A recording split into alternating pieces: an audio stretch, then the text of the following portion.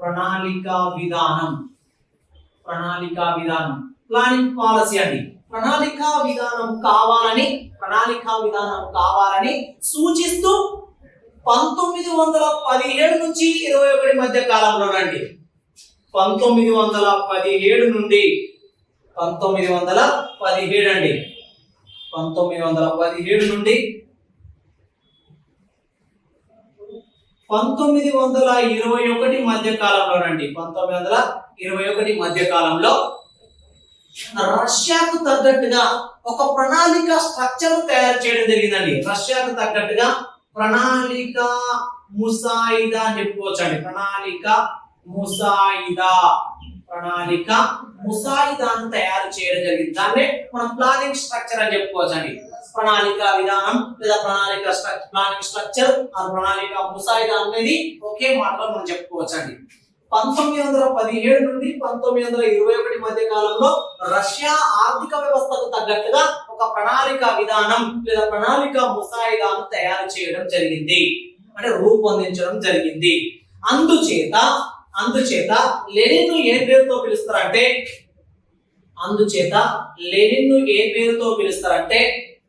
ప్రణాళికల రూపకర్త planning designer గా Lenin పేర్కొనడం జరుగుతుంది. ప్రణాళికల రూపకర్త ఎవరండి? లెనిన్ అండి. మరి ఇక్కడ చూడండి, లెనిన్ రూపొందించినటువంటి ప్రణాళికా విధానాన్ని మరి ఎవరు అమల్లోకి తీసుకురావడం జరిగింది అంటే ఇక్కడ చూడండి, రష్యాకు చెందినటువంటి స్టాలిన్ 1928 నుండి 1933 మధ్య కాలంలో 1928 నుండి 1933 మధ్య కాలంలో ఒకటవ ప్రణాళిక పేరుతో విజయవంతంగా అమలు చేయడం జరిగిందండి. విజయవంతంగా అమలు చేయడం జరిగింది. ఎవరు? స్టాలిన్ అండి. అంటే ఇక్కడ రష్యాలో ఆర్థిక మాంద్యానికి ముందే ఇక్కడ చూడండి, మనం ఆర్థిక మాంద్యం ఎప్పుడండి 29లో ప్రారంభమైంది వరల్డ్ వైజ్ గా. కానీ రష్యాలో ప్రణాళికా విధానాన్ని ఎప్పుడు స్టార్ట్ చేస్తుంది ఆ ప్రభుత్వం? 17 నుండే మొదలు పెట్టుకుంది.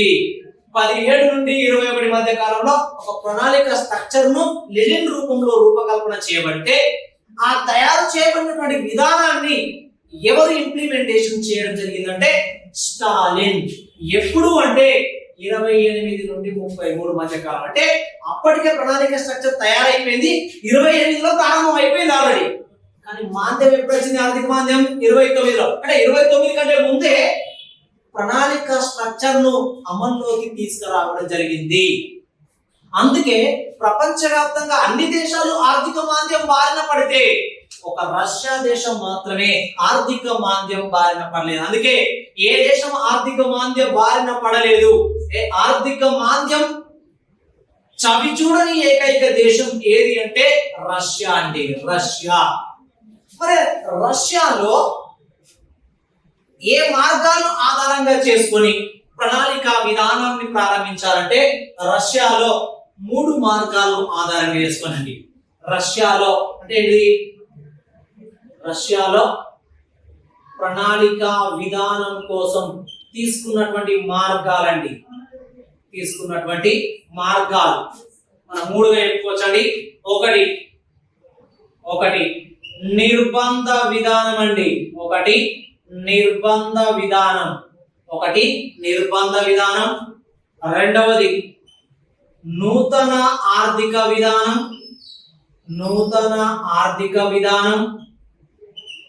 మూడవది ప్రణాళికా వ్యవస్థ అండి.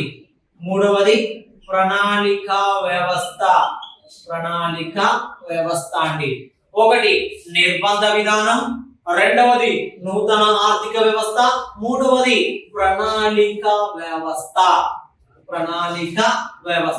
అనేటువంటి 3 మార్గాలను ఆధారంగా చేసుకొని ఇక్కడ రష్యాలో ప్రణాళికలను ప్రారంభించడం జరిగింది. మరి రష్యాలో ప్రారంభించిన ప్రణాళికలను ఏ పేరుతో పిలుస్తారు? రష్యాలో ప్రారంభించిన ప్రణాళికలను ఏ పేరుతో పిలుస్తారంటే గాస్ గోస్గో అనే పేరుతోటి పిలవడం జరుగుతుంది. గాస్ గోస్గో అంటే ఇక్కడ మొత్తం ఇక్కడ క్వశ్చన్ ఓరియంటెడ్ లో మనం ఒక్కసారి చూసుకుంటే ప్రపంచవ్యాప్తంగా ఆర్థిక మాంద్యం బారిన పడిన ఏకైక దేశం రష్యా ఒకటి. మరి రష్యాని ఏ పేరుతో పిలుస్తారు? USSR or Soviet Union. రష్యాలో మొట్టమొదటిసారిగా ప్రణాళిక విధానాన్ని రూపొందించింది ఎవరు అంటే లెనిన్. ఏ కాలంలో అంటే 1917 to 1921. అందుచేత అతడిని ప్రణాళికల రూపకర్త అంటారు.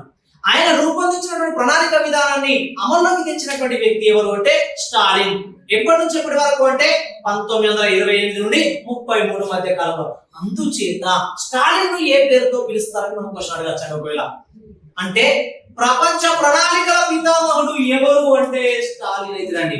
ప్రపంచవ్యాప్తంగా ప్రణాళికలు మొట్టమొదటిసారిగా విజయవంతంగా అమలు చేసినటువంటి వ్యక్తి స్టాలిన్. కాబట్టి స్టాలిన్ ను ఏ పేరుతో పిలుస్తారంటే ప్రపంచ ప్రణాళికల పితామహుడండి. ప్రపంచ ప్రణాళికల పితామహుడు. ప్రపంచ ప్రణాళికల పితామహుడు అనే పేరుతోటి పిలుచుకోవచ్చండి. మరి అదే విధంగా రష్యాలో 3 మార్గాలను ఆధారంగా చేసుకొని ప్రణాళిక విధానం కొనసాగించడం జరిగింది. ఒకటి నిర్బంధ విధానం, రెండవది నూతన ఆర్థిక వ్యవస్థ లేదా నూతన ఆర్థిక విధానం, మూడవది ప్రణాళిక వ్యవస్థ అని చెప్పుకోవచ్చండి. రష్యాలో ప్రారంభించిన ప్రణాళికల గల మరొక పేరు అన్నప్పుడు గాస్ గోస్గో అనేటువంటి ప్రణాళిక పేరుతోటి పిలవడం జరుగుతుంది అండి.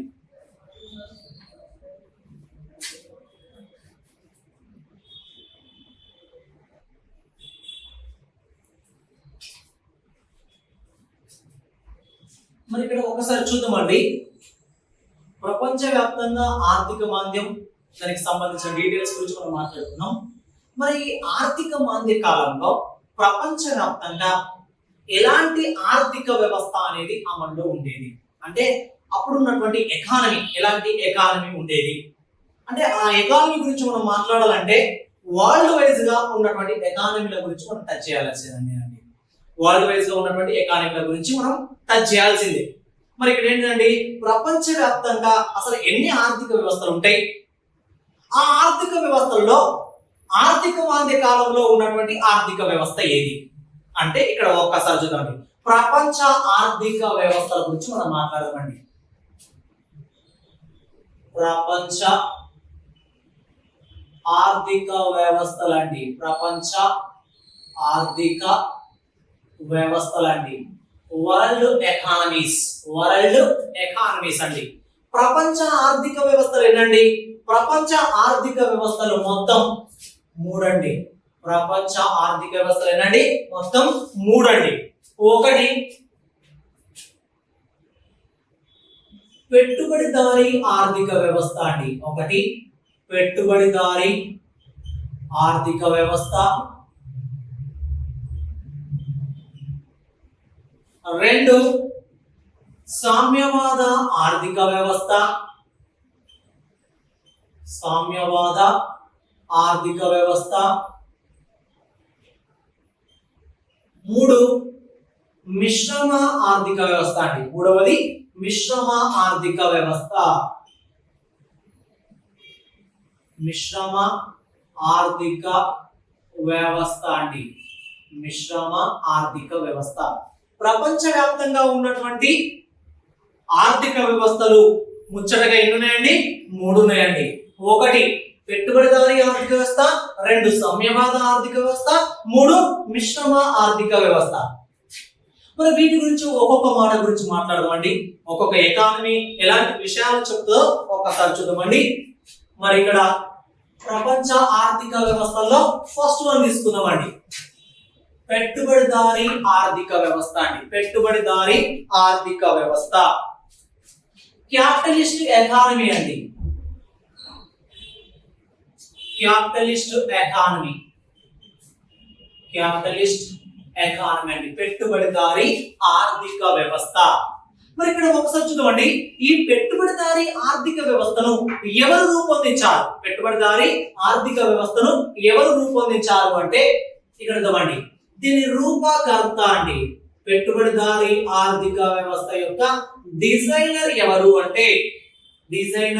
అంటే ఆడమ్ స్మిత్ అండి. ఎవరండి? Adam Smith. పెట్టుబడిదారీ ఆర్థిక వ్యవస్థ యొక్క రూపకర్త ఎవరు అంటే ఆడమ్ స్మిత్ అండి. ఆడమ్ స్మిత్ ఎవరండి? అర్థశాస్త్ర పితామహుడు అండి. ఫాదర్ ఆఫ్ ఎకనామిక్స్ గా ఆడమ్ స్మిత్ చెప్పుకోవడం జరుగుతుంది. మరి ఇక్కడ చూద్దామండి, పెట్టుబడిదారీ ఆర్థిక వ్యవస్థ అంటే ఏంటి?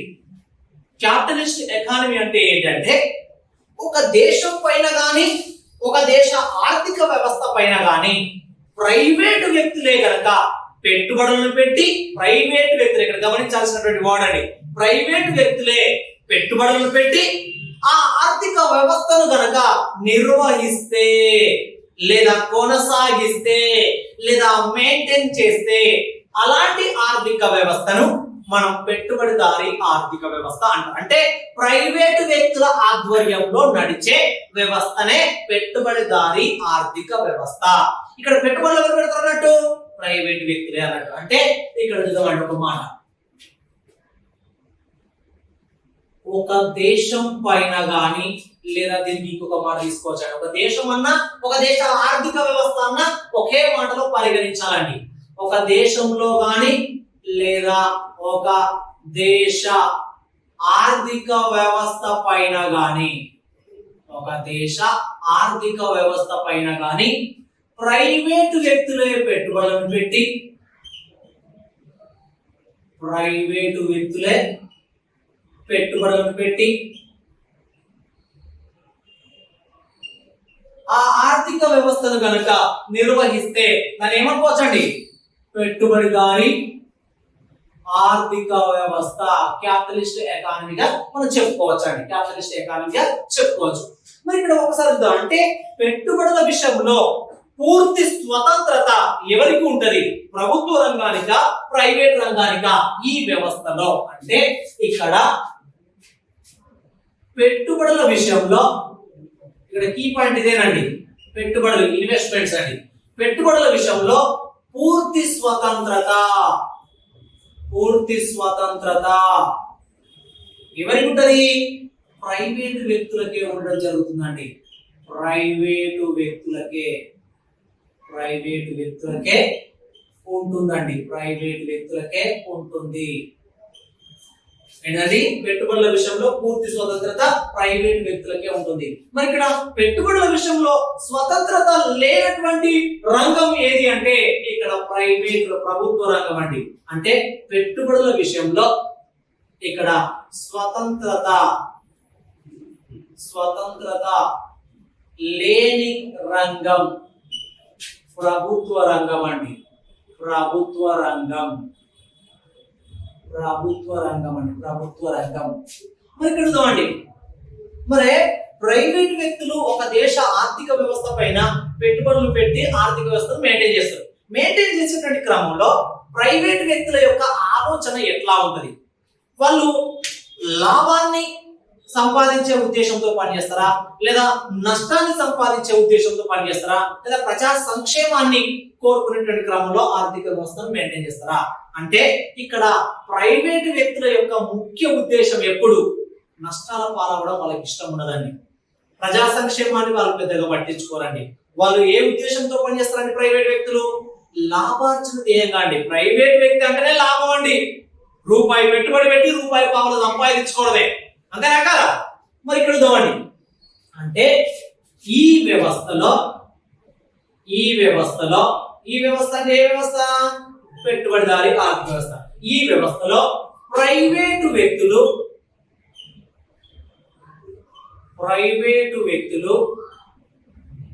ఏ ఉద్దేశంతో పనిచేస్తారు? లాభార్జన, ప్రాఫిట్ ను బేస్ చేసుకొని ముందుకెళ్తారండి వీళ్ళు, అంతేనా కదా? లాభార్జన ధ్యేయంగా పనిచేయడం జరుగుతుంది. అదే వీళ్ళు లాభార్జన ధ్యేయంగా పనిచేయడం జరుగుతుంది కదా, మరి లాభం జరగాలంటే, లాభం రావాలంటే వాళ్ళు ప్రణాళికాబద్ధంగా ముందుకెళ్తారా లేదా ప్రణాళిక రహితంగా ముందుకెళ్తారా? Planned wise or non planned wise ఎట్లా ముందుకెళ్తారు? వీళ్ళు ప్రణాళికాబద్ధంగా ముందుకెళ్ళరండి. ప్రైవేట్ వ్యక్తి ఎప్పుడు ప్లానెడ్ వైజ్ గా ముందుకెళ్ళరండి. ప్లానెడ్ వైజ్ గా ముందుకెళ్తే మనకి లాభంతో పాటు నష్టం కూడా వచ్చే అవకాశం ఉంటుంది. అదే ప్రైవేట్ వ్యక్తి ఏ ప్రణాళిక లేకుండా ముందుకెళ్ళినప్పుడు మాత్రమే, అంటే అవసరాన్ని బట్టి వస్తు సేవలను అమ్ముకున్నప్పుడు, వ్యవస్థను మెయింటైన్ చేసినప్పుడు మాత్రమే మనకి లాభం వస్తుంది. అంటే ప్రైవేట్ వ్యక్తి లాభార్జన పొందాలంటే ప్లానెడ్ వైజ్ గా ముందుకెళ్ళాలన్నా నాన్ ప్లానెడ్ వైజ్ గా ముందుకెళ్ళాలంటే నాన్ ప్లానెడ్ వైజ్ అంటే ఈ వ్యవస్థలో ప్రైవేట్ వ్యక్తులు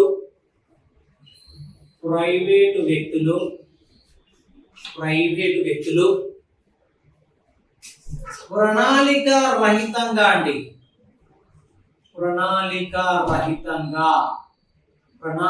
రహితంగా ముందుకెళ్తారండి. నాన్ ప్లానెడ్ వైజ్ గా అండి. ఎందుకు అంటే ప్లానెడ్ వైజ్ గా ముందుకెళ్ళిన అనుకోండి ఎట్లా ఉంటది? Planned wise non planned wise అంటే ఒక ఇద్దరు ప్రైవేటు సంస్థలు కానీ ప్రైవేట్ వ్యక్తులు కానీ తీసుకుందామండి. ఒక 2 ప్రైవేట్ సంస్థలు తీసుకుందామండి. సింపుల్ గా 2 ప్రైవేట్ సంస్థలు తీసుకుందాం. ఏ అనేటువంటి ప్రైవేట్ షాపు సంస్థ, బి అనేటువంటి ప్రైవేట్ సంస్థ అనుకుందామండి. ఏ బి అనేటువంటి 2 ప్రైవేట్ సంస్థలు అనుకుందాం. ఏ అనేటువంటి ప్రైవేట్ 2 ప్రైవేట్ సంస్థలే. ఇక్కడ మీరు గమనించాలి. ఫస్ట్ ఏ అనేటువంటి ప్రైవేట్ సంస్థలో వస్తువులను అమ్ముతుండ్రు. అదేవిధంగా బి అనేటువంటి ప్రైవేట్ సంస్థలు కూడా ఆ వస్తువులను అమ్మడం జరుగుతుందండి. మరి ఇక్కడ ఒక వస్తువుని ఎగ్జాంపుల్ తీసుకుందామండి. ఫర్ ఎగ్జాంపుల్ ఇక్కడ టేబుల్ అనుకుందామండి. టేబుల్ ఇక్కడ కూడా టేబుల్ నే అమ్ముతున్నారు అనుకుందామండి. టేబుల్ అంటే ఇక్కడ ఏంటి? ఫర్నిచర్ పాయింట్ ఆఫ్ లో టేబుల్స్ ను ఇక్కడ అమ్మడం జరుగుతుంది. మరి ఇలాంటి క్రమంలో ఇక్కడ ఏ అనేటువంటి ప్రైవేట్ షాప్ యొక్క ఉద్దేశం ఎట్లా ఉందంటే ఇక్కడ వీళ్ళు ఫిక్స్డ్ రేట్ పెట్టుకున్నారండి. ఇక్కడ బి అనేటువంటి ప్రైవేట్ షాప్ ఏంటండి ఎలాంటి ఫిక్స్డ్ రేట్ పెట్టుకోలేదండి. ఇక్కడ వీళ్ళు ఫిక్స్డ్ రేట్ పెట్టుకున్నాడు, ఇక్కడ వీళ్ళు ఫిక్స్డ్ రేట్ పెట్టుకోలేదు. మరి ఒక టేబుల్ ఒక్కసారి మనం గమనిస్తామండి. సాధారణంగా వీళ్ళిద్దరు కలిసి ఇద్దరికి టేబుల్ ఎంత దొరుకుతుంది అంటే ఉత్పత్తి సంస్థలో టేబుల్ ఎంత దొరుకుతుందో ఒకసారి చూడండి. మామూలుగా టేబుల్ తయారు చేసినందుకు ఉత్పత్తి సంస్థలో వీడు కలిసి ఈ సంస్థ కలిసి ఒక 500 రూపాయలకు టేబుల్ కొన్నారండి. 500 రూపాయలకు టేబుల్ కొనుగోలు చేసి ఇద్దరికి, అంటే వాళ్ళిద్దరికి వచ్చినటువంటి కాస్ట్ ఎంత అంటే 500 రూపాయలు. మరి దాన్ని మార్కెట్ లో అమ్మేటువంటి ప్రయత్నం వీళ్ళు చేస్తారు. చేసేటువంటి క్రమంలో ఏ అనేటువంటి యాజమాన్యం, బి అనేటువంటి యాజమాన్యం టేబుల్ యొక్క ధరలు నిర్ణయించుకోవడం జరుగుతుంది. ఆ ధరలు నిర్ణయించుకునేటువంటి క్రమంలో వాళ్ళు ఏ ఉద్దేశంతో పనిచేస్తారు అనుకున్నాం? లాభార్జన. అంటే లాభాన్ని కలుపుకొని, ట్యాక్స్ల యొక్క భారాన్ని కలుపుకొని దాని యొక్క ధరను నిర్ణయించుకోవడం జరుగుతుంది. దానిలో భాగంగానే ఏ అనేటోడేమో ఫిక్స్డ్ రేట్ నిర్ణయించుకున్నాడు, బి అనేటువంటి యాజమాన్యం ఏంటంటే ఎలాంటి ఫిక్స్డ్ రేట్ పెట్టుకోలేదు. అంటే బార్గెనింగ్ అంటే ధర నిర్ణయం చేసుకునే క్రమంలో ఇక్కడ కొనుగోలుదారునికి వెసులుబాటు ఉంటది, అవకాశం ఉంటది. ఇక్కడ కొనుగోలుదారునికి అవకాశం ఉండదు. ఫిక్స్డ్ రేట్ అంటే ఇక్కడ మాట్లాడడానికి ఏముండదు. మరి ఇక్కడ ఒక్కసారి చూడండి, లాభం ట్యాక్స్ యొక్క భారాన్ని కలుపుకొని మాట్లాడుతాం. వాళ్ళకి పడ్డది దాని టేబుల్ 500 రూపీస్. మరి ఇక్కడ ఫిక్స్డ్ రేట్ లో భాగంగా ట్యాక్స్ ను లాభాన్ని కలుపుకొని వాడు ఏమన్నారంటే 800 రూపాయలు అనండి. 800 రూపాయలు అనండి టేబుల్ కాస్ట్. మరి ఇక్కడ వీడెంత అన్నాడండి? వీడు 900 రూపాయలు అన్నాడండి. 900 రూపాయలు అనండి. ఇక్కడ ఏ అనేటువంటి యాజమాన్యం 800 రూపాయలు పెట్టింది, కానీ ఇక్కడ ధరలో ఎలాంటి మార్పు లేదు. ఫిక్స్డ్ రేట్ అండి. ఇది ఫిక్స్డ్ రేట్ 800 రూపాయలు.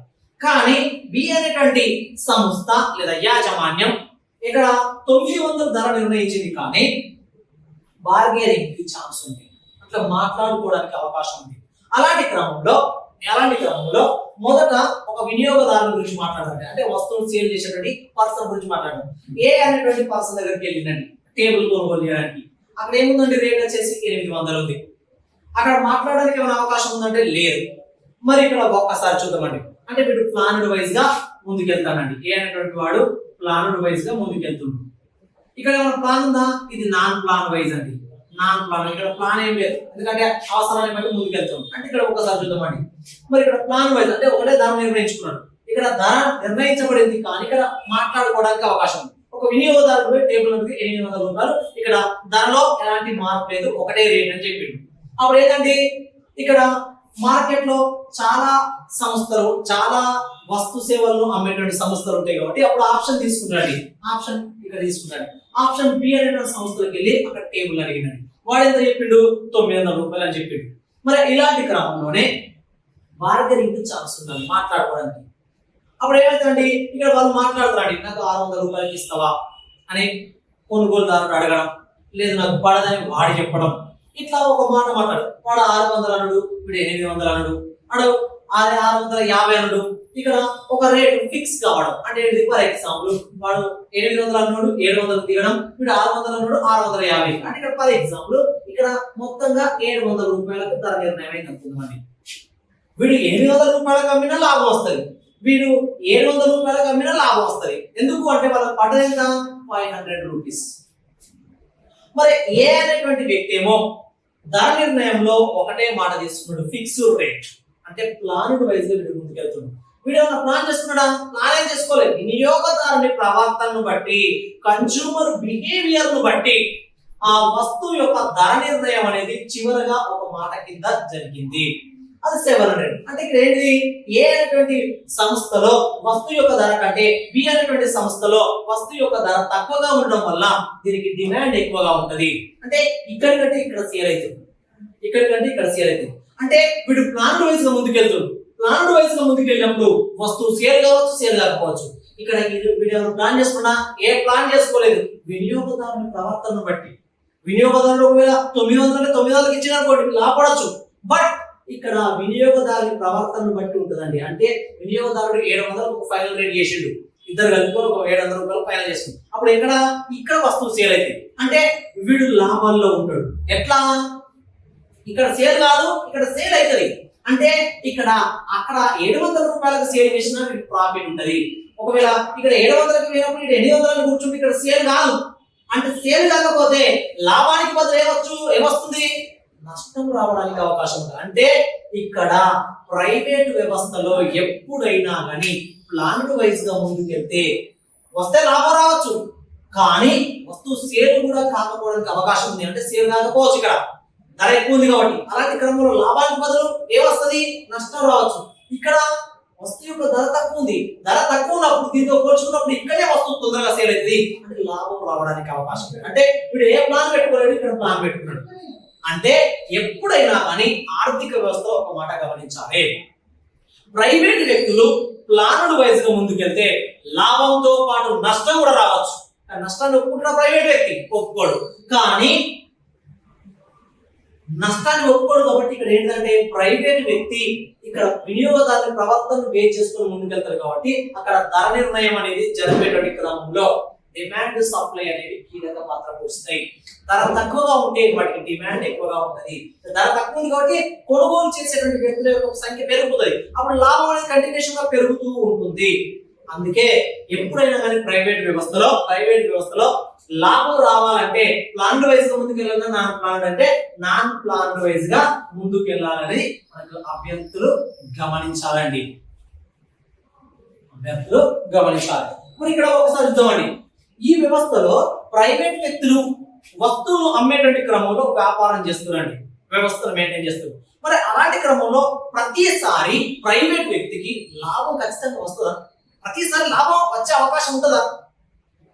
వ్యాపారం చేసినప్పుడు లేదా వ్యవస్థను మెయింటైన్ చేసినప్పుడు లేదా బిజినెస్ చేసేటప్పుడు ఎప్పుడో ఒకసారి లాభంతో పాటు నష్టం కూడా రావచ్చు. అంటే వ్యాపారం చేసేటప్పుడు ప్రాఫిట్ ఆర్ లాస్ అనేది ఖచ్చితంగా కనబడతాండి. వాటిని ఏ పేరుతో పిలుస్తారంటే వ్యాపార చక్రాలు, బిజినెస్ సైకిల్స్ అనేది. అంటే ఈ వ్యవస్థలో వ్యాపార చక్రాలండి, వ్యాపార చక్రాలు బిజినెస్ సైకిల్స్ అండి, బిజినెస్ సైకిల్స్ వాటిని మనం లాభ నష్టాలని చెప్పుకోవచ్చు అండి. వ్యాపార చక్రాలు అంటే లాభ నష్టాలని ఏర్పడునండి. లాభాలను చేసినప్పుడు ప్రతిసారి లాభం జరగాలని ఏం లేదండి. వాడి ఉద్దేశం మాత్రం లాభం. నేను ఒక బిజినెస్ చేస్తున్నాను, లాభం సంపాదించుకోవాలనుకుంటాడు. కానీ మార్కెట్ లో పోయిన తర్వాత లాభం రావచ్చు, నష్టం రావచ్చు. అంటే ఈ వ్యవస్థలో ఏర్పడే వాటిని ఏమంటండి? వ్యాపార చక్రాలు, లేదా దానికి తెలుగు పదం ఏం చెప్పుకోవచ్చండి? లాభ నష్టాలు అని చెప్పుకోవచ్చండి. మరి ఇక్కడ చూద్దామండి, ఈ వ్యవస్థలో అమ్మకందారునికి లాభం వచ్చేటువంటి క్రమంలో మార్కెట్ లో ఏది కీలక పాత్ర పోషిస్తుంది అంటే ధరల యంత్రాంగమేనండి. ధరల యంత్రాంగం అంటే ధరలు అనేవి ఇక్కడ ఈ వ్యవస్థలో కీలక పాత్ర పోషిస్తాయండి. ప్రైవేట్ వ్యక్తి ధరను తగ్గిస్తే దానికి డిమాండ్ ఎక్కువ ఉంటుందండి. ప్రైవేట్ వ్యక్తి ధరను పెంచితే దానికి డిమాండ్ తక్కువగా ఉంటుంది. అంటే ఎప్పుడైనా మార్కెట్ లో గమనించండి, మీరు ఒక వస్తువు కొనుగోలు చేసేటువంటి క్రమంలో మనం మార్కెట్ లోకి వెళ్ళినప్పుడు ఏదైనా వస్తువు తీసుకోండి, గూడలు తీసుకోండి, ఒక వస్తువుని తీసుకోండి, ఏ వస్తువుకైనా ధర తక్కువ ఉంటే దానికి ఎక్కువ మంది డిమాండ్ కల్పిస్తారు, ఎక్కువ మంది ఎగబడతారండి. మనం మార్కెట్ లో పోతాం, ఆపిల్స్ చూస్తాం, మ్యాంగోస్ చూస్తాం, రకరకాల ఫ్రూట్స్ చూస్తాం, రకరకాల వెజిటేబుల్స్ చూస్తాం. ఎక్కడైతే ఒక వస్తువు యొక్క ధర తక్కువగా ఉంటుందో దాన్ని కోరుకునేటువంటి వారి సంఖ్య కూడా ఎక్కువగా ఉంటుందండి. ఎక్కడైతే ఒక వస్తువు యొక్క ధర ఎక్కువగా ఉంటుందో దాన్ని కోరుకునే వారి సంఖ్య తక్కువగా ఉంటుందండి. అంటే ధరకు డిమాండ్ కు ఎప్పుడు యాంటీ రిలేషన్షిప్ ఉంటుందండి, విలోమ సంబంధం ఉండడం జరుగుతుంది. ధర తక్కువ ఉన్నప్పుడే డిమాండ్ ఎక్కువ ఉంటుంది, ధర ఎక్కువ ఉన్నప్పుడు డిమాండ్ తక్కువగా ఉంటుందని గమనించాలండి. మరి ఇలాంటి క్రమంలోనే ఈ వ్యవస్థలో ఏర్పడేది ఏంటండి? బిజినెస్ చేసినప్పుడు ప్రతిసారి లాభం జరగాలని ఏం లేదండి. లాభం జరగచ్చు, కొన్ని సందర్భాల్లో నష్టం కూడా రావచ్చు. అంటే లాభ నష్టాలు కామన్ గా ఏర్పడతాయండి. మరి ఈ వ్యవస్థలో కీలకమైనటువంటి పాత్ర పోషించేది ఏంటండి? ఇక్కడ ఈ వ్యవస్థలో మార్కెట్ లో కీలక పాత్రను పోషించేది ఏది అంటే ధర లేదా ధరల యంత్రాంగం అండి. ధరల యంత్రాంగం అండి. మరి ఇక్కడ చూడండి, ఈ వ్యవస్థలో అమ్మకందారునికి ఎక్కువగా ప్రియారిటీ ఉంటుందా లేదా కొనుగోలుదారునికి ఎక్కువ ప్రియారిటీ ఉంటుందా? ఎవరికి హక్కు ఎక్కువ ఉంటుంది? వస్తువును అమ్మేటువంటి విషయంలో అమ్మకందారునికా, వస్తువును కొనుగోలు చేసేటువంటి విషయంలో కొనుగోలుదారునికి ఎక్కువ హక్కు ఉంటుందా, తక్కువ హక్కు ఉంటుందా? ఎవరికి హక్కు ఎక్కువ ఉంటుంది? ఒక వస్తువును వాడు అమ్ముతాడు, ఒకడు కొనుగోలు చేస్తాడు. ఇద్దరిలో ఎవరికి ఎక్కువ ప్రియారిటీ ఉంటుంది మార్కెట్ లో అంటే అమ్మకందారుని కంటే వినియోగదారుడే. అంటే వస్తువును కొనుగోలు చేసే కొనుగోలుదారుడు లేదా వినియోగదారుడు అనుకోవచ్చు. అమ్మకందారుని కంటే వినియోగదారునికి, వస్తువును వినియోగించుకునేటువంటి వ్యక్తికి ఎక్కువ హక్కు ఉంటుందని. అంటే ఈ వ్యవస్థలో వాడి ఇష్టం ఉంటే కొంటాడు, చెప్తుంది అంతే, ఒకటే మాట. అమ్మేవాడు ఎన్నో మాటలు చెప్తుంటాడు, వాడి ఇష్టం ఉంటే కొంటాడు, లేదు కొనుగోలు చేసేటువంటి వాడు. అంటే ఇక్కడ ఇద్దరిలో ఎవరికి ప్రియారిటీ? మార్కెట్ లో పోతామని మనం మార్కెట్ లో పోయినప్పుడు మనకు 1,00,000 వస్తువులు కనబడతాయి. వాడు ఇంత ధరాన్ని నిర్ణయిస్తాడు, రమ్మంటాడు, మన ఇష్టం ఉంటే కొనుగోలు చేస్తాం, లేదంటే వదిలిపెడతాం. ఇద్దరిలో ఎవరికి ప్రియారిటీ ఉంటుంది? అమ్మకందారుని కంటే వినియోగదారునికే. అంటే ఈ వ్యవస్థలో అంటే ఏ వ్యవస్థ? పెట్టుబడిదారీ ఆర్థిక వ్యవస్థ అండి. ఈ వ్యవస్థలో అమ్మకందారుని కంటే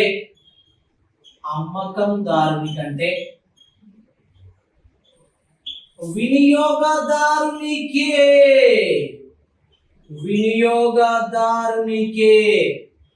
అధిక ప్రాధాన్యత ఉంటుందండి. వినియోగదారునికే అధిక ప్రాధాన్యత ఉండడం జరుగుతుంది. మరి ఇక్కడ చూడండి, పెట్టుబడిదారీ ఆర్థిక వ్యవస్థకు ఉదాహరణలుగా ఏ దేశాలు మనం తీసుకోవచ్చు అంటే ఇక్కడ చూడండి, ప్రైవేట్ వ్యవస్థలను మెయింటైన్ చేసే ఏ దేశమైనా పెట్టుబడిదారీ ఆర్థిక వ్యవస్థకు ఉదాహరణ. మరి ఇందులో ఏ దేశాలను ఎగ్జాంపుల్ గా చెప్పుకోవచ్చు అంటే క్యాపిటలిస్ట్ ఎకానమీని కలిగి ఉన్నటువంటి దేశాలకు ఎగ్జాంపుల్ గా మేజర్ గా అమెరికా అండి, ఏదండి అమెరికా. ఇంకా మేజర్ గా చెప్పాలంటే బ్రిటన్ అండి. బ్రిటన్ కు మరొక పేరు లండన్ అనుకోవచ్చునా? బ్రిటన్ కు మరొక పేరు ఇంగ్లాండ్ అండి. బ్రిటన్ కు మరొక పేరు ఇంగ్లాండ్ లేదా యునైటెడ్ కింగ్డమ్ అండి. మరి లండన్ అంటే ఏంటండి? లండన్ అంటే బ్రిటన్ కు రాజధాని అండి. మరి అమెరికా బ్రిటన్ తో పాటు ఇంకేంటండి? జపాన్. జపాన్ తో పాటు సింగపూర్. ఇలాంటి దేశాలను మనం ఎగ్జాంపుల్ నేర్చుకోవచ్చండి. అమెరికా, బ్రిటన్, జర్మన్ చెప్పుకోవచ్చు, జపాన్ చెప్పుకోవచ్చు, సింగపూర్ చెప్పుకోవచ్చు. ఇలాంటి దేశాలను మనం ఎగ్జాంపుల్ తెలుసుకోవచ్చండి. జపాన్, సింగపూర్, జర్మనీ ఇలాంటి దేశాలు మనం ఎగ్జాంపుల్ గా చెప్పుకోవచ్చు అండి. ఇది క్యాపిటలిస్ట్ ఎకానమీ, దానికి సంబంధించిన డీటెయిల్స్ అండి.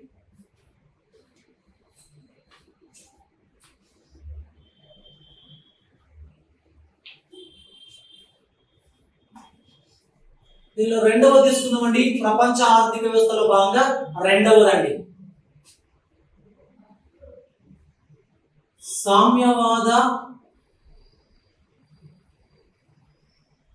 సామ్యవాద ఆర్థిక వ్యవస్థ అండి.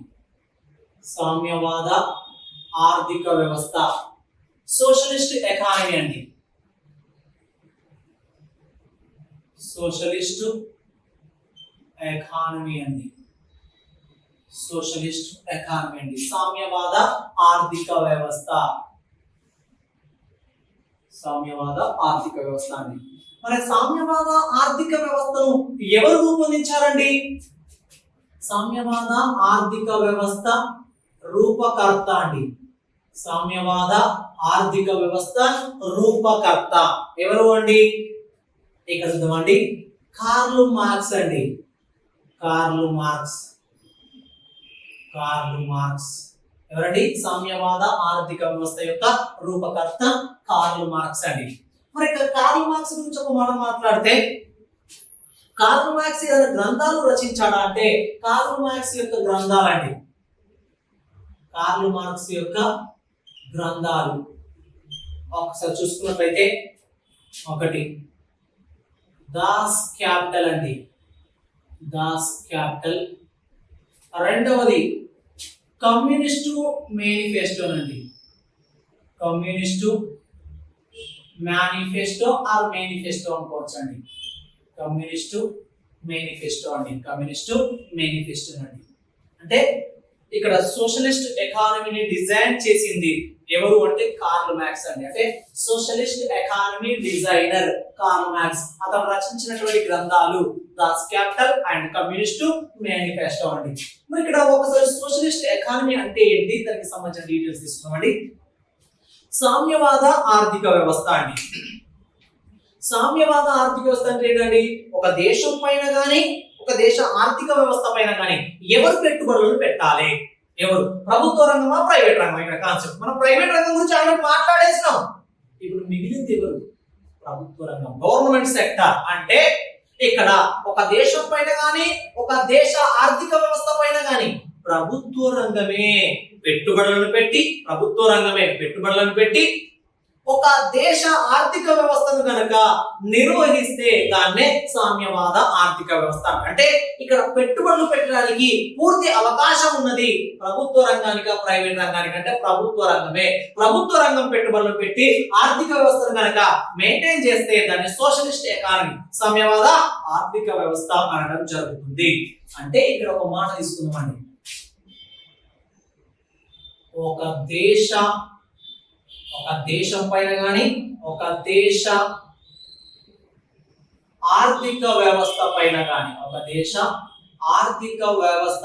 గాని, ఎవరు పెట్టుబడి పెట్టాలండి? ప్రభుత్వ రంగమే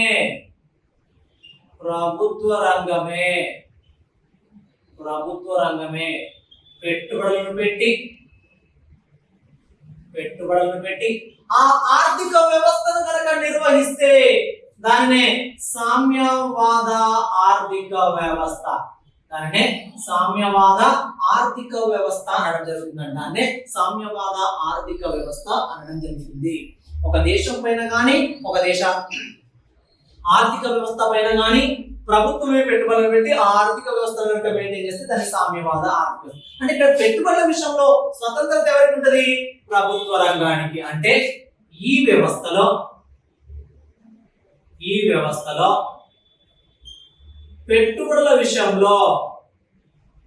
పెట్టుబడుల విషయంలో స్వతంత్రత ఎవరికి ఉంటుందండి? స్వతంత్రత అనేది ప్రభుత్వ రంగానికే ఉంటుందండి. ప్రభుత్వ రంగానికి ఉంటుంది. ప్రభుత్వ రంగానికి ఉంటుంది. మరి ఇక్కడ పెట్టుబడుల విషయంలో స్వతంత్రత లేని రంగం ఏ రంగం అండి? ప్రైవేట్ రంగం అనుకోవచ్చా లేదా? ఇక సింపుల్ గా మిగిలింది అదే కదా, ప్రైవేట్ రంగం. అంటే పెట్టుబడుల విషయంలో మాత్రం గవర్నమెంట్ కీలక పాత్ర ఉంటుంది, ప్రైవేట్ రంగాన్ని ఎలాంటి ప్రియారిటీ ఉండదు అంటే ఇక్కడ కాన్సెప్ట్. మొత్తం ఉండదు అంటే కొంత ఉంటుందండి, బట్ ఇక్కడ కీలక పాత్ర మాత్రం పోషించేది ఎవరు అంటే ప్రభుత్వ రంగం అని చెప్పుకోవచ్చండి. మరి ఇక్కడ చూడండి, ఈ వ్యవస్థలో గవర్నమెంట్ పెట్టుబడులను పెడుతుందని మనకు అర్థమవుతుంది. మరి గవర్నమెంట్ పెట్టుబడులు పెట్టేటువంటి క్రమంలో లాభానికి ప్రాధాన్యత ఇస్తారా, నష్టానికి ప్రాధాన్యత ఇస్తారా, ప్రజా సంక్షేమానికి ప్రాధాన్యత ఇస్తుందా? గవర్నమెంట్ అనేది లాభానిక, నష్టానిక, ప్రజా సంక్షేమానిక అంటే ఇక్కడ చూడండి, ఈ వ్యవస్థలో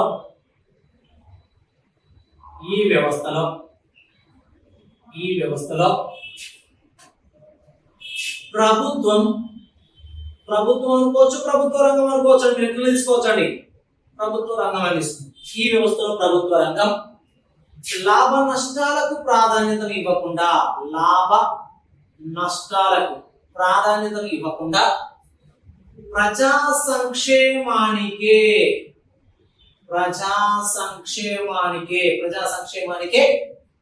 అధిక ప్రాధాన్యతను ఇవ్వడం జరుగుతుందండి. ప్రజా సంక్షేమానికే అధిక ప్రాధాన్యతను ఇవ్వడం జరుగుతుంది. అంటే ఈ వ్యవస్థలో గవర్నమెంట్ ప్రాఫిట్ ఆర్ లాసెస్ ను పట్టించుకోదండి. ఇక్కడ పీపుల్ వెల్ఫేర్, ప్రజా సంక్షేమానికే అధిక ప్రాధాన్యత ఇస్తూ ఒక వ్యవస్థను కనుక మెయింటైన్ చేస్తే దాన్నే సోషలిస్ట్ ఎకానమీ అని చెప్పుకోవచ్చు. మరి ఇందులో భాగంగా చూసుకుంటే మరి ఇక్కడ ప్రభుత్వ రంగం ప్రజా సంక్షేమానికి ప్రయాణిస్తుందని చెప్పుకున్నాం, లాభ నష్టాలకు ప్రాధాన్యత ఇవ్వదు అని చెప్పుకున్నాం. మరి ఇక్కడ ఒక మాట అండి, గతంలో మనకు ఎస్ఐ పాయింట్ ఆఫ్ లో అడిగినటువంటి క్వశ్చన్, గ్రూప్ 2 లో కూడా అదే క్వశ్చన్ అడిగిందండి. మరి ఒకసారి చూద్దామండి. ఇక్కడ ప్రజా సంక్షేమం పాయింట్ ఆఫ్ లో గతంలో అడిగినటువంటి ఒక కేంద్ర ప్రభుత్వ పథకం ఏదండి అంటే ప్రజా సంక్షేమానికి రిలేటెడ్ గా ఒక పథకాన్ని గత గ్రూప్ 2 క్వశ్చన్ పేపర్ లో, అదే విధంగా ఎస్ఐ క్వశ్చన్ పేపర్ లో అడిగినటువంటి బిట్ అండి. ఏదండి అంటే పిడిఎస్ పథకాన్ని భారత ప్రభుత్వం ఎప్పుడు ప్రారంభించింది అని అడిగిందండి. పిడిఎస్ పథకాన్ని భారత ప్రభుత్వం, ఇండియన్ గవర్నమెంట్ ఎప్పుడు ప్రారంభించింది? అసలు పిడిఎస్ అంటే ఏంటిది, ఆ స్కీమ్ యొక్క డీటెయిల్స్ ఏంటి మనం తెలుసుకోవాలండి. పిడిఎస్ పబ్లిక్ డిస్ట్రిబ్యూషన్ సిస్టమ్ అండి, దాన్నే ప్రజా పంపిణీ వ్యవస్థ అనడం జరుగుతుందండి. ప్రజా పంపిణీ వ్యవస్థ లేదా పబ్లిక్ డిస్ట్రిబ్యూషన్ సిస్టమ్ అనే పథకాన్ని ఇండియన్ గవర్నమెంట్ ఎప్పుడు ప్రారంభించింది అంటే 1960 సంవత్సరంలో అండి. ఎప్పుడండి? 1960 సంవత్సరంలో ప్రారంభించడం జరిగిందండి. మరి దీని యొక్క ఉద్దేశం ఏంటంటే దేశంలో బీపీఎల్ కుటుంబాల వారు, బిలో పావర్టీ లైన్ అంటే దారిద్ర్య రేఖకు దిగువన ఉన్నటువంటి వారు అనుకోవచ్చు, లేదా వారిని మనం సాధారణంగా పేదవారు అంటారు. బీపీఎల్ కుటుంబాల వారికి లేదా పేదవారికి ప్రతి నెల రేషన్ షాప్ల ద్వారా తక్కువ ధరకే సబ్సిడీతో కూడిన మాఫీ, రుణ మాఫీ లాగా, మాఫీ అంటే ఉన్నటువంటి ధర కంటే తక్కువ ఇవ్వడం అన్నట్టు. తక్కువ ధరకే సబ్సిడీతో కూడిన నిత్యావసర వస్తువులను అందించడమే ఈ పథకం యొక్క ముఖ్య ఉద్దేశం అండి. దీన్ని ఎప్పుడు ప్రారంభించింది ఇండియన్ గవర్నమెంట్ అంటే 1960. మనం ఇప్పుడు చూసుకుందామండి, రాష్ట్రంలో తెలంగాణ గవర్నమెంట్ ఏమో ఫర్ హెడ్ కి 6 kg చొప్పున రేషన్ షాప్ల ద్వారా ఇవ్వడం జరుగుతుంది. అదే ఆంధ్రప్రదేశ్ ప్రభుత్వం జగన్ గవర్నమెంట్ అయితేనేమో ఫర్ హెడ్ కి ఒక్కొక్క వ్యక్తికి 5 kgల చొప్పున రేషన్ బియ్యాన్ని అందించడం జరుగుతుంది. వాటితో పాటు కొన్ని నిత్యావసర వస్తువులండి, ఉప్పు కావచ్చు, పప్పు కావచ్చు, చక్కెర కావచ్చు, లేదంటే సబ్బులే కావచ్చు, ఇతర వస్తువులను మనకు రేషన్ షాప్ల ద్వారా ఇచ్చేటువంటి క్రమంలో వాటిపైన కొంత సబ్సిడీ ఇవ్వడం జరుగుతుందండి. 10 రూపాయలు ఉన్నదాన్ని రూపాయి 2 రూపాయలు సబ్సిడీ అంటే తక్కువ చేసి ఇవ్వడం అండి. 10 రూపాయలు ఉన్నదాన్ని మార్కెట్ లో 10 రూపాయలు ఉంటే మనకి 8 రూపాయలకి ఇవ్వడం అంటే ఏంటి? దీని వల్ల పేదవారు అనేది వారు ఎవరైతే ఉంటారో వారు లబ్ధి పొందడం జరుగుతుందండి. అంటే సబ్సిడీతో కూడినటువంటి నిత్యావసర వస్తువులను అందించడమే ప్రజా పంపిణీ వ్యవస్థ యొక్క ముఖ్య ఉద్దేశం అండి. అంటే ఇక్కడ చూడండి, ఇక్కడ ప్రజా పంపిణీ వ్యవస్థలో భాగంగా ఫర్ ఎగ్జాంపుల్ చూస్తున్నాండి, తెలంగాణ గవర్నమెంట్ కానీ ఆంధ్రప్రదేశ్ గవర్నమెంట్ కానీ ఇక్కడ రేషన్ ను అందించడం జరుగుతుందని చెప్తున్నాడు సబ్సిడీతో. ఎట్లా అండి? 1 రూపాయికే కేజీ బియ్యాన్ని అది తెలంగాణ గవర్నమెంట్ ఇటు ఏపీ గవర్నమెంట్ అందిస్తుందా లేదా? ఫర్ ఎగ్జాంపుల్ ప్రభుత్వమే కదా అందించేది. మరి వాస్తవంగా 1 రూపాయికి కేజీ అనేది వాస్తవంగా దొరుకుతుందా అండి? ఎవరికి దొరకదండి. మరి ప్రభుత్వానికి దొరుకుతుందా అంటే ప్రభుత్వానికి కూడా దొరకదు. ప్రభుత్వం దగ్గర ఏవైతే ఫుడ్ కార్పొరేషన్ ఆఫ్ ఇండియా లో ఏమైనా నిల్వలు ఉంటే, ఆహార నిల్వలు ఏమైనా ఉంటే వాటిని తీసుకోవడం, రాష్ట్ర ఉత్పత్తిలో భాగంగా ఏమైనా ఆహార నిల్వలు ఉంటే వాటిని తీసుకోవడం జరుగుతుంది ప్రతి నెల. మరి తీసుకున్నప్పుడు ఒకవేళ తరుగుదల ఏర్పడితే అంటే ఒకవేళ తక్కువ మొత్తంలో ఆహార నిల్వలు కనుక ఉంటే అప్పుడు ఖచ్చితంగా ఈ పథకాన్ని ఇంప్లిమెంటేషన్ చేయాలి. ఇంప్లిమెంటేషన్ చేసేటువంటి క్రమంలో ప్రతి రేషన్ కార్డు ఉన్నటువంటి వ్యక్తికి లేదా పేద వ్యక్తికి ఖచ్చితంగా రేషన్ ఇవ్వాలి. అక్కడైతే ఏపీలో అయితే 5 కేజీల బియ్యాన్ని ఒక వ్యక్తికి, అదే తెలంగాణలో అయితే 6 కేజీల బియ్యాన్ని ఇవ్వాలి. ఇచ్చేటువంటి క్రమంలో 1 రూపాయికి ఇస్తారు కాబట్టి గవర్నమెంట్ ఒకవేళ ఆహార నిల్వలు తక్కువ ఉన్నప్పుడు జాతీయ మార్కెట్ లో ఎక్కువ ధర పెట్టుకోవాల్సి వస్తుంది. ఆ జాతీయ మార్కెట్ లో సుమారుగా 15 రూపాయల కంటే ఎక్కువ పెడుతుందని ప్రస్తుతం 15 రూపాయల నుండి 20 రూపాయల మధ్యన ఒక కేజీ పైన బియ్యాన్ని కొని, ఒక కేజీ బియ్యాన్ని కొని అక్కడ మన తెలంగాణలో కానీ ఆంధ్రప్రదేశ్ లో కానీ 1 రూపాయికి ఇవ్వడం జరుగుతుంది. అంటే జాతీయ మార్కెట్ లో ఎక్కువ ధర పెట్టి ఇక్కడ ఎవరైతే ఈ పథకం ద్వారా లబ్ధి పొందుతారో వాళ్ళకి తక్కువ ధరకి ఇవ్వడం జరుగుతుంది. ఇలాంటి క్రమంలో ప్రభుత్వానికి లాభం వస్తుందా నష్టం వస్తుందా అంటే నష్టం రావడం జరుగుతుంది. నష్టం వచ్చినా కూడా ఇక్కడ ఏం జరుగుతుంది అంటే ప్రజా సంక్షేమం. గవర్నమెంట్ అనేది ఎప్పుడు ప్రాఫిట్ ఆర్ లాసెస్ ను పట్టించుకోదండి, కేవలం ప్రజా సంక్షేమాన్ని మాత్రమే బేస్ చేసుకుని ముందుకెళ్తుంది. కాబట్టి ఇక్కడ సోషలిస్ట్ ఎకానమీలో ఎప్పుడు గవర్నమెంట్ సెక్టార్ ఏదైతే ఉంటుందో గవర్నమెంట్ సెక్టార్ అనేది లాభ నష్టాలకు ప్రాధాన్యత ఇవ్వదు, ప్రజా సంక్షేమానికి మాత్రమే ప్రాధాన్యత ఇవ్వడం జరుగుతుంది. దానిలో భాగంగానే ఎగ్జాంపుల్ గా పీడిఎస్ స్కీమ్ ఎప్పుడండి 1960లో ప్రారంభించడం జరిగిందండి. మరి ఇక్కడ చూడండి, ఈ వ్యవస్థలో ధరల యంత్రాంగం అనేది ఎవరి ఆధీనంలో ఉంటుంది? ఈ వ్యవస్థలో ధరల యంత్రాంగం అనేది ప్రభుత్వ రంగం ఆధీనంలో ఉంటుందండి. ప్రభుత్వ రంగం ఆధీనంలో ఉంటుంది. ప్రభుత్వ రంగం ఆధీనంలో ఉండడం జరుగుతుందండి. మరి ఇక్కడ చూడండి, ఈ వ్యవస్థలో ప్రభుత్వం ప్రణాళికాబద్ధంగా ముందుకెళ్తుందా, ప్రణాళిక రహితంగా ముందుకెళ్తుందా అంటే గవర్నమెంట్ ఎప్పుడు ప్లాన్డ్ వైజ్ గా ముందుకెళ్తాను. గవర్నమెంట్ ఎప్పుడైనా కానీ ప్లాన్డ్ వైజ్ గా ముందుకెళ్తుంది. అంటే సోషలిస్ట్ ఎకానమీ అంటే ఈ వ్యవస్థలో